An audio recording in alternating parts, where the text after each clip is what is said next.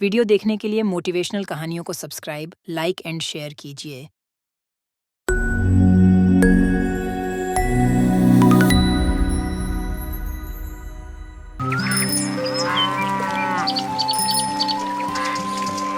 चंदन college में सबसे होशियार लड़का था। उसका और उसकी माँ का सपना था कि वो पढ़ लिख कर एक बहुत बड़ा डॉक्टर बने। बस ये एग्जाम क्लियर कर लूं तो मेरी सारी समस्याओं का हल हो जाएगा। मैं इतनी मेहनत करूंगा कि इस एग्जाम में मेरा सिलेक्शन हो ही जाएगा। फिर माँ को कोई भी परेशानी नहीं उठानी पड़ेगी। उसकी माँ, जो कि घर में सबके विरुद्ध जाकर उसे पढ़ा रही थी और इस वजह से बहुत सारी परेशानियां उठानी पड़ी थीं और सबकी सुननी पड़ती थी। वो दिन रात मेहनत करता है, पढ़ाई के अलावा और किसी भी चीज पर ध्यान नहीं देता।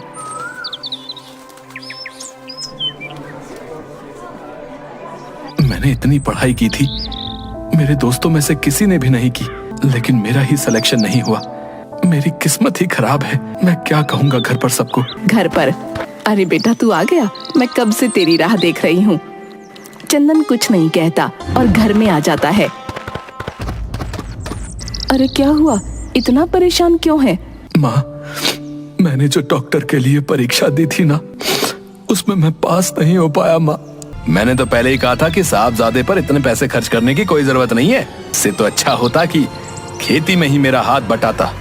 चंदन को उसके पिता की बात सुनकर और भी ज्यादा बुरा लगता है। अरे पगले, तू उदास क्यों होता है? पर माँ, तुम्हारा सपना मैं पूरा नहीं कर पाया।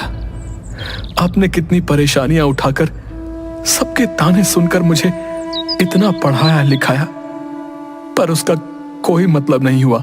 कोई हक नहीं है मुझे जीने का माँ, कोई हक नहीं है। और रोने लगता है। अरे पगले, ऐसी बातें क्यों कर रहा है? तेरी माँ भी जिंदा है, तुझे किसी भी बात की फिक्र करने की कोई जरूरत नहीं है। ऐसा कहकर चंदन अपने कमरे में चला जाता है। तब से चंदन ना कुछ ठीक से खाता और ना ही उसका किसी काम में मन लगता। बस दिन रात परेशान ही रहता। उसकी माँ उसे समझाने की बहुत कोशिश करती, लेकिन वो इतना उदास था कि खुद को संभाल ही नहीं पा रहा था। अब मैं तंग आ गया हूँ, रोज रोज के ताने सुन सुनकर। बस अब मैं और नहीं सह सकता। फिर एक रस्सी लेकर कमरे में लगे हुए पंखे से बांध देता है और खुदकुशी करने की कोशिश करता है। तभी वहाँ निर्मला आ जाती है। बेटा, ये तू क्या कर रहा है? क्या तू मुझे जीते जी मारना चाहता है? पर माँ, मैं क्या करूं? सब कुछ खत्म हो गया। मैं सिर्फ आपकी परेशानियां बढ़ा रहा हूँ।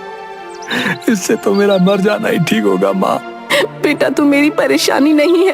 तुझे देखकर ही तो मुझे जीने की हिम्मत मिलती है, और भगवान है ना, वो सब ठीक कर देगा। तू बस भरोसा रख। अगर भगवान होता तो हमारी ये हालत नहीं होती माँ। मेरे पास तुम्हारा इलाज करवाने तक के पैसे नहीं है माँ। चंदन की माँ को किसी वजह से कमर में बहुत दर्द होता है। उनके इलाज के लिए बहुत से पैसों की जरूरत थी। पगले, ऐसा नहीं कहते। हम उसकी मर्जी के आगे कुछ नहीं कर सकते। अगर हमने कभी भी किसी के साथ गलत नहीं किया तो भगवान हमारे साथ बुरा नहीं होने देंगे।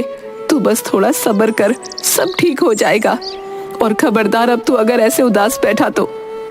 चंदन को उसकी माँ की बात सुनकर प्रोत्साहन मिलता है। चंदन सो रहा था, तभी उसके पिता आकर चिल्लाने लगते हैं। ओ साहबजादे, ओ, दिन भर बस ऐसे ही पड़े रहोगे या कुछ काम भी करोगे हैं? प्रताप एक बहुत ही गुस्सैल आदमी था। उसे उसकी बीवी और बच्चे से कोई मतलब नहीं था। चंदन परेशान सा उठकर खड़ा होता है। चल उठ और मेरे साथ खेतों पर चल। चल माँ, पिताजी मुझे डांटते ही क्यों रहते? वो कुछ समझते क्यों नहीं? उन्होंने आज तक मेरा साथ नहीं दिया। अरे बेटा, तू फिक्र क्यों करता है? तुझे तो उनकी आदत का पता है ना। जा और अब उनके साथ जाकर खेत में हाथ बटा दे। थोड़ी देर बाद चंदन अपने पिता के साथ खेत पर चला जाता है। पिताजी, ये हमारे खेत की फसल इतनी खराब क्यों हो गई?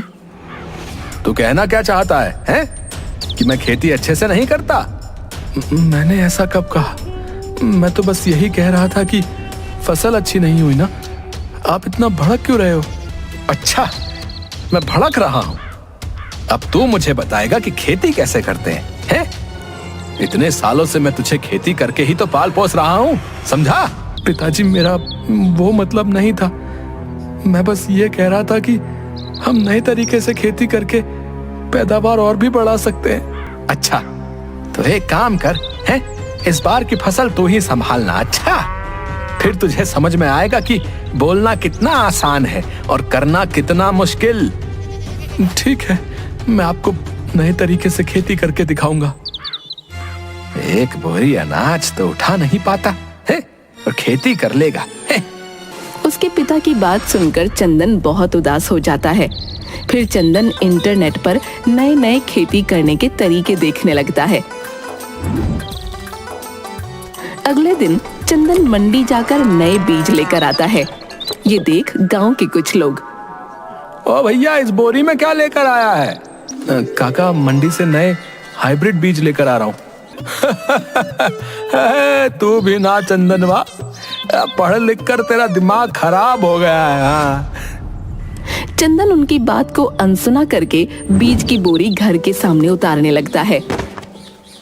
देखो देखो देखो तुम्हारे साहबजादे को, कुछ कमाता तो है नहीं और इन फालतू की चीजों पर खर्चा करता रहता है। अरे क्या जरूरत थी मंडी जाकर नए बीज लाने की है? पुराने बीज थे तो सही। अरे उनमें क्या खराबी थी बताओ? पिताजी, आप ही ने तो कहा था कि इस बार खेती मैं करूंगा, तो आप भी देखना कि मेरी फसल आपकी फसल से तो ज्यादा ही होगी। हाँ। अच्छा, अगर फसल अच्छी नहीं हुई तो आप जो भी बोलोगे मैं वो करूंगा, पर अगर फसल अच्छी हुई तो आपको माँ का इलाज बड़े अस्पताल में करवाना होगा। ठीक है, देख लेते हैं। कुछ दिनों बाद पानी गिरता है और चंदन शहर के अपने एक दोस्त से ट्रैक्टर लेकर बीज बोने लगता है। चंदन भाई, ये क्या कर रहे हो? हैं? अभी तो खेत इतने तैयार नहीं हुए हैं कि तुम बीज बोना शुरू कर दो। अरे नहीं नहीं काका, मैंने मेरे खेत की मिट्टी की जांच करवाई थी, उसमें पहले से ही नमी है, तो कोई दिक्कत नहीं होगी। अरे वाह भैया, ये तो बहुत बढ़िया है। कुछ दिनों बाद फसल थोड़ी थोड़ी बड़ी हो जाती है। देखा पिताजी, मेरी फसल इन सब की फसल से जल्दी बड़ी हो गई है, तो उसमें कौन सी बड़ी बात है? जब फसल उगेगी तब मानूंगा तुझे। कुछ दिन बाद फसल तो बड़ी हो गई है, अब बारी है दवाई छिड़कने की। फिर चंदन अपने एक दोस्त से फोन पर कुछ दवाइयों की जानकारी लेता है और शहर जाकर कीटनाशक ले आता है और घर आकर रख देता है। अरे अब ये क्या नई बला लेकर आया है भला? पिताजी, ये कीटनाशक है, इनकी वजह से फसल को कीड़े नहीं खाएंगे और खेत में खरपतवार भी नहीं होगी। अरे पर हम तो इतने सालों से बिना दवाइयों से ही खेती करते हैं। अरे तू क्यों मेरी फसल खराब करने पर तुला हुआ है? रे ऐसा कहकर प्रताप वहाँ से चला जाता है।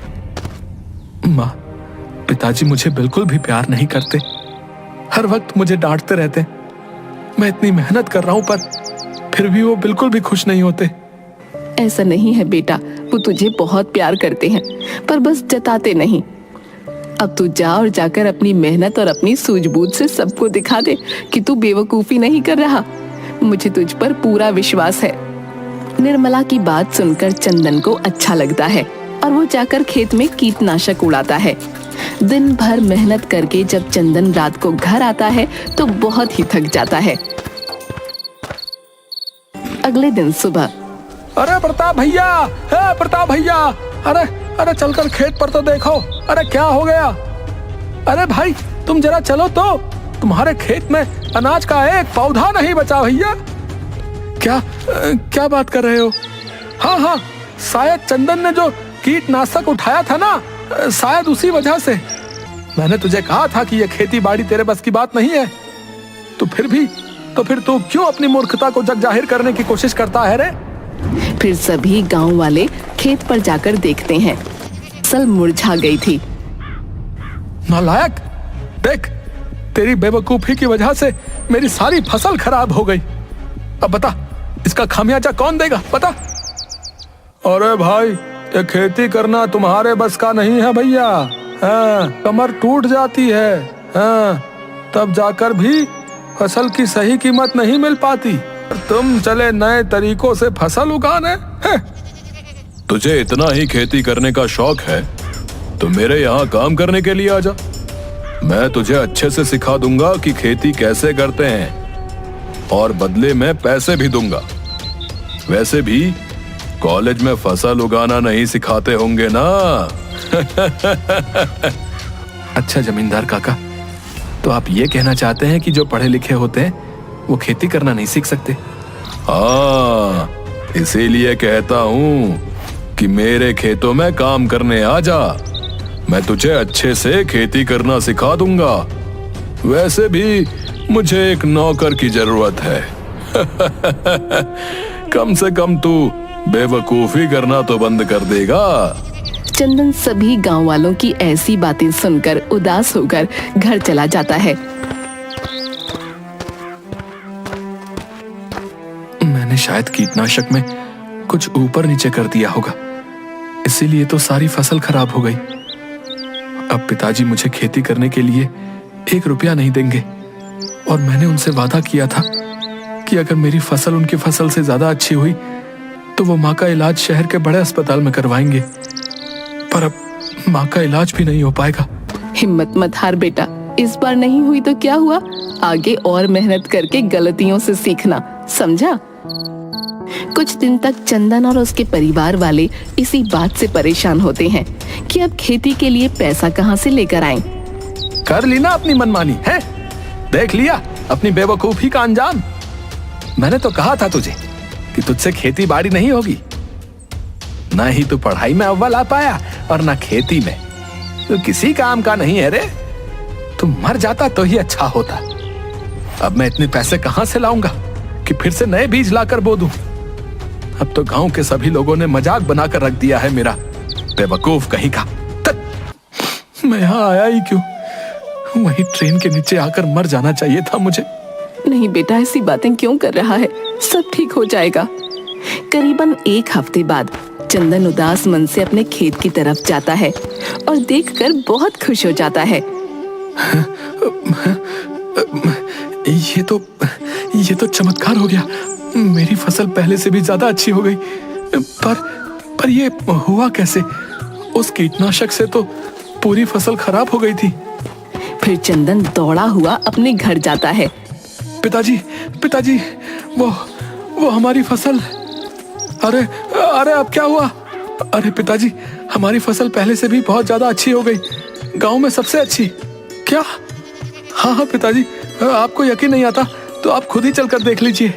फिर प्रताप भी खेत पर जाकर देखता है तो गांव में सबसे अच्छी फसल उसी की थी। पर ये हुआ कैसे रे? वो दवाई से तो फसल पूरी खराब हो गई थी। हाँ पिताजी, मेरे दिमाग में भी यही सवाल आया। मैंने अपने दोस्त से पूछा, तब उसने कहा कि शुरू में लगता है कि फसल खराब हो गई, पर थोड़े दिन में फसल बहुत अच्छी हो जाती है और कीड़े और खरपतवार भी मिट जाते हैं। फिर चंदन नए नए तरीके अपनाकर फसल का ध्यान रखना और बहुत मेहनत करना शुरू कर देता है। फिर उसकी फसल गांव में सबसे अच्छी हो गई थी। एक दिन चंदन को जमींदार दिखाई देता है। अरे काका, आपकी जमीन पर काम करके खेती करना सिखा रहे थे ना मुझे। अब देखिए आपकी फसल और मेरी फसल में कितना अंतर है। ये चंदन, कल का आया हुआ लड़का, ये मुझे सिखाएगा कि खेती कैसे करते हैं। इसे तो मजा चखाना ही पड़ेगा। रात को जब सब सो रहे होते हैं तब जमींदार चंदन के खेत पर जाकर बहुत इतरा रहा था ना अपनी फसल पर। अभी तेरी सारी हेकड़ी बाहर निकालता हूँ। और फिर चंदन के खेत में जलती हुई माचिस फेंक देता है और वहां से आ जाता है।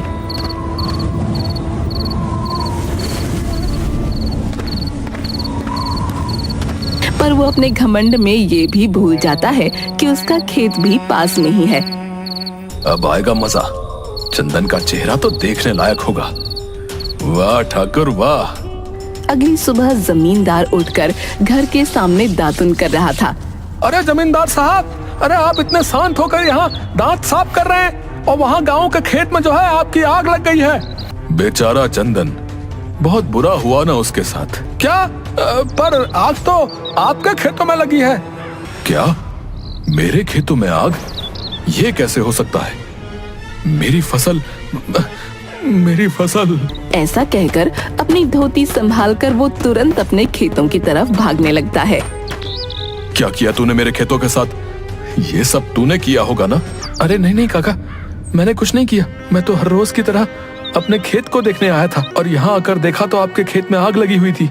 वो तो गनीमत हुई कि मेरी फसल को ज्यादा नुकसान नहीं हुआ।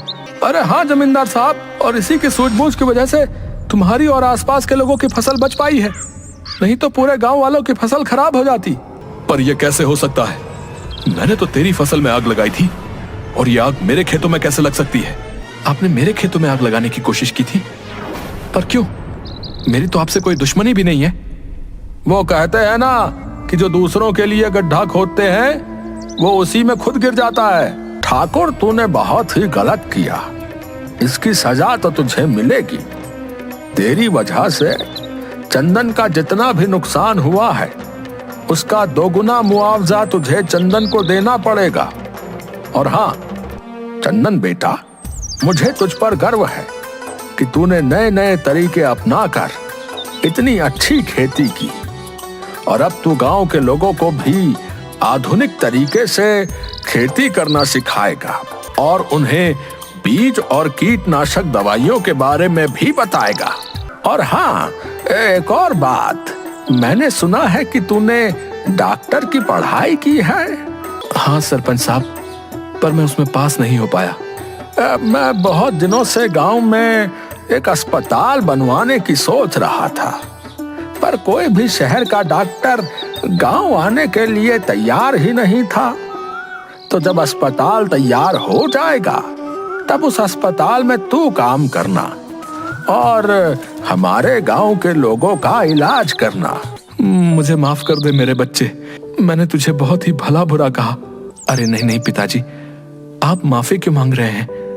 आप ही की डांट की वजह से तो मैं यहाँ पर हूँ। अरे पर अपना वादा तो नहीं भूले हो ना?